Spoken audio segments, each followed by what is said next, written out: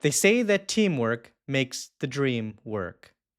But let's be honest, most teams don't feel like dreams.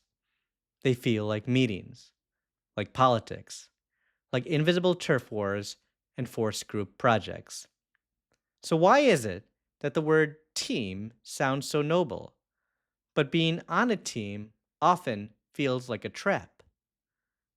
We grow up idolizing the concept of teams that we've seen in beautiful displays of friendship and enormous accomplishment from the stories that we read about and see and hear as children. For none now Growing up, the perfect example of teamwork I remember comes from the film series and books The Lord of the Rings. Let me show you what I mean. The Fellowship of the Ring composed of 9 companions: a wizard, a dwarf, an elf, a few humans, and 4 hobbits. It sounds like the start of a bad joke, but it's actually a masterclass in teamwork and friendship. Frodo carried moral courage, humility, and an unbelievable endurance as the ring bearer. Sam was incredible, intelligent, and became the soul of the mission, who would never give up standing tall as the most powerful friend Frodo could have to endure his burden. Aragorn was the ultimate leader, who never focused on himself and was always willing to bleed beside the men he led and bring out the very best in those around him. Merry and Pippin were curious, optimistic, and brave.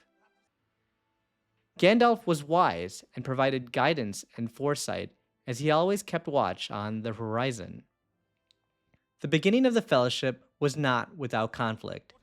It was fraught with tension at first due to historic animosity between their races and doubts about their goal.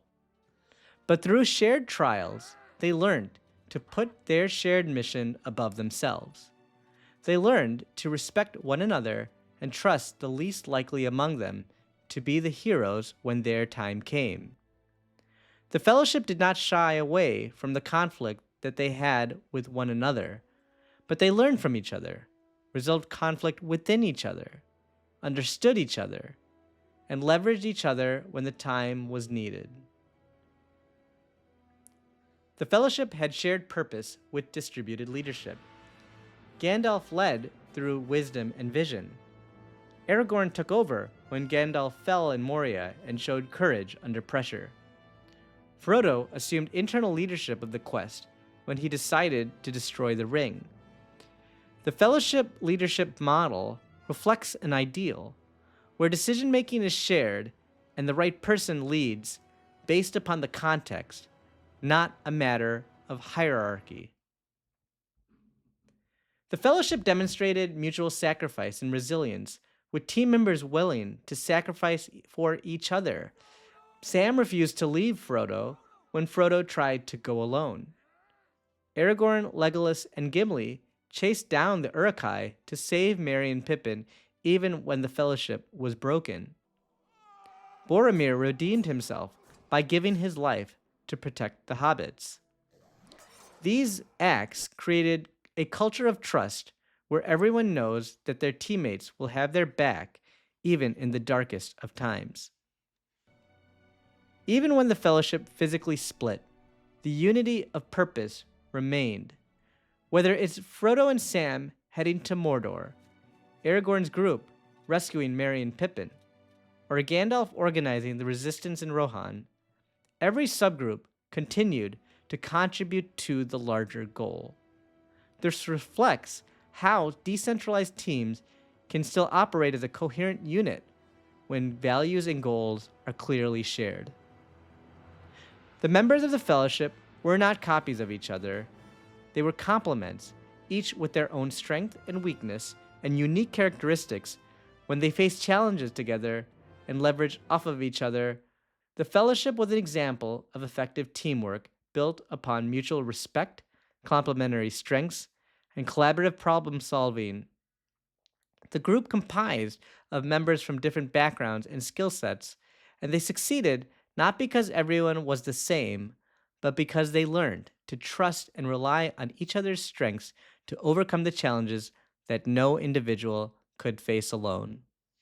While we grow up inspired by these incredible stories of fellowship, friendship, and teamwork to accomplish wonders, we find ourselves in our own life and in our own environment disappointed regarding what we find in the world around us.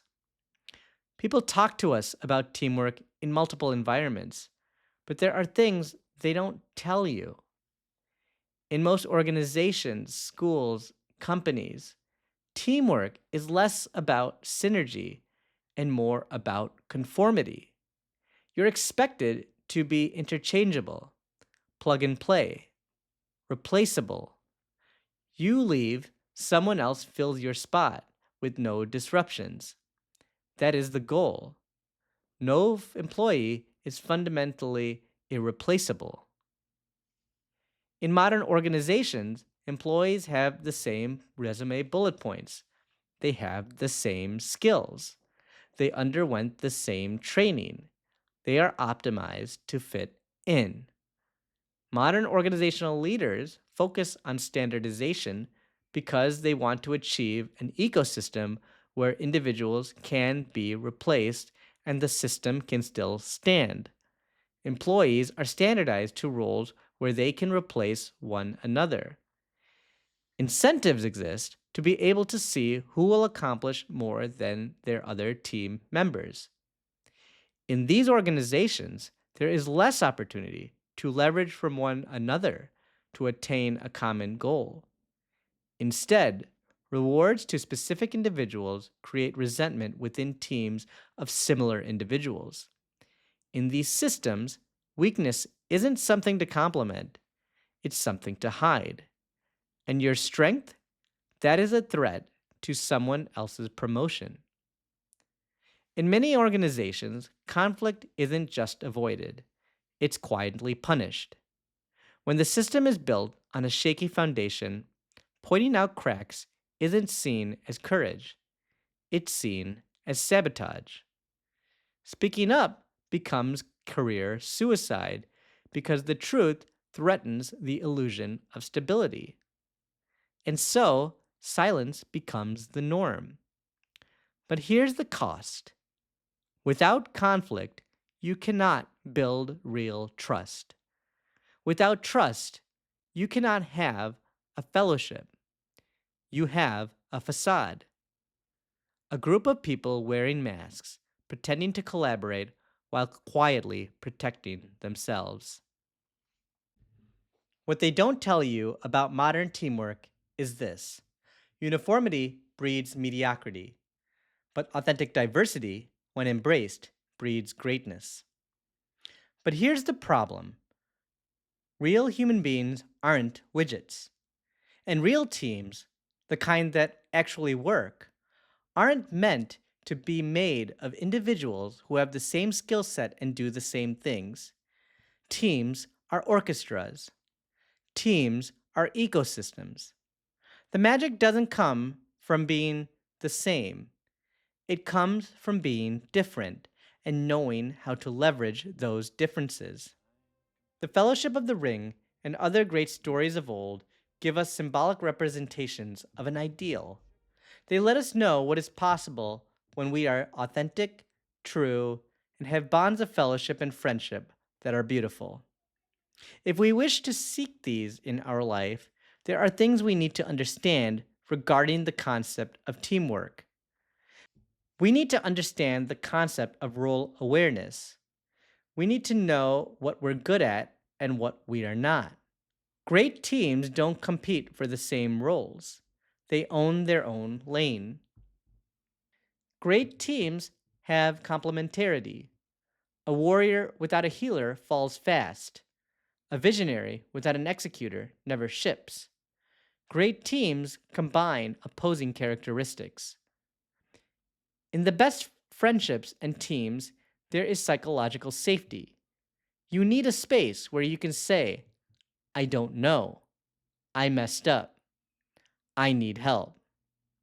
The fake it till you make it culture is detrimental to real team building and authenticity.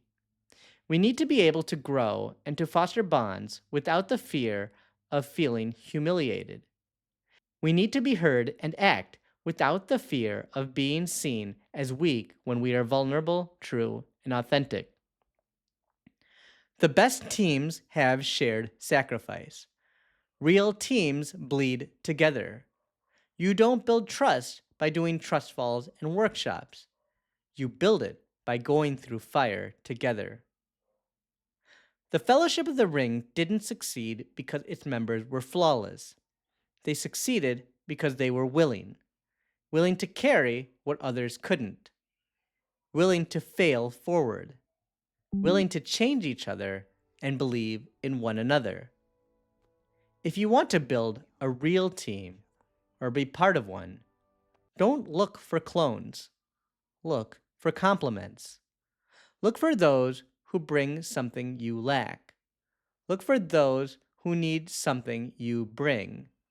Work toward a common shared goal. In the end, the greatest teams aren't the ones who win the most. They're the ones who make each other more.